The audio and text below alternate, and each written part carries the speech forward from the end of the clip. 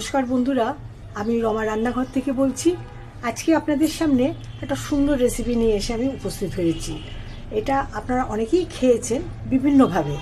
আজকে আমি যেটা রান্না করব সেটা হচ্ছে পুঁই পিটুলি দিয়ে আমি বেলে মাছ একটা চচ্চড়ি রান্না করব।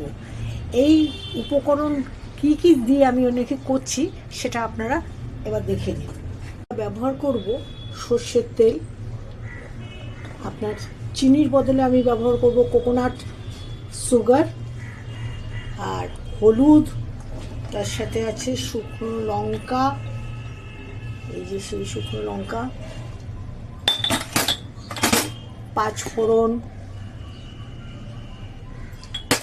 রাঁধুনি বাটা হাফ চামচ, আর এখানে ফোড়ন দেবো পাঁচফোড়নের সাথে তেজপাতা আর শুকনো লঙ্কা।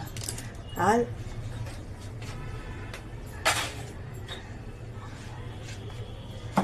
এখানে আমি আলু একটা পুরো নাকি মাঝারি সাইজের আলু, একটা আপনার 250 কুমড়ো, একটা হাফ বেগুন, আর একটা ফুলকপি ছোট করে কেটে এটাকে ভালো করে নুন হলুদ মাখিয়ে ছাকা তেলে আমি ভেজে রেখেছি। পুঁই পাতা এবং পুঁই ডাঁটা, পুঁই পিটুলি আমি একটু নুন দিয়ে কুকারে 2 হুইসেল দিয়ে ভাপিয়ে নিয়েছি। বেলে মাছ নুন হলুদ দিয়ে আমি ভালো করে ছাকা তেলে ভেজে রেখেছি।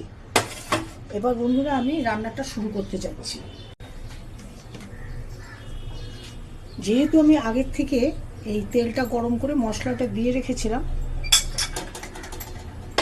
পাঁচফোড়ন আমার গরম হয়ে গেছে, আমি এখন এই তরকারিটা ঢেলে দিচ্ছি এর মধ্যে।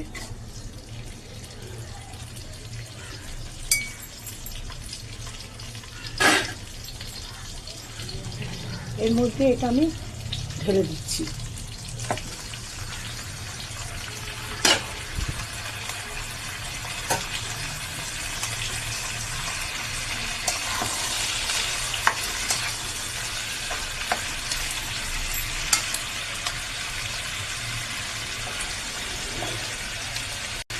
এর মধ্যে দেবো আমি 1 চামচ হচ্ছে কাশ্মীরি লাল লঙ্কা,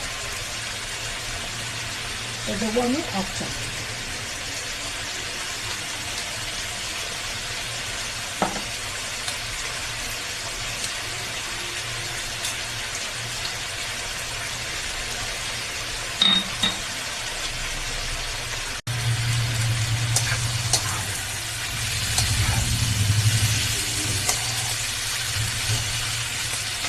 এখন আমি এর মধ্যে দিয়ে দেবো এই রাঁধুনি বাটাটা।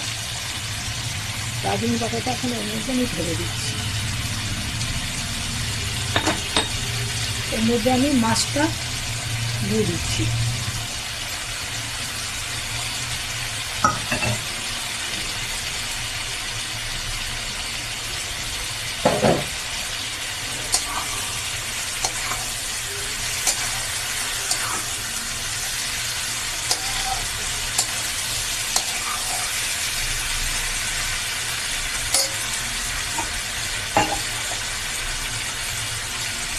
এখন আমি দেব 1 চামচ এই কোকোনাট সুগার।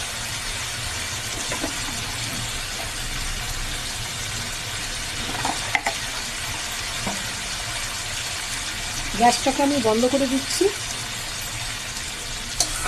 রান্নাটা আমার কমপ্লিট হয়ে গেছে।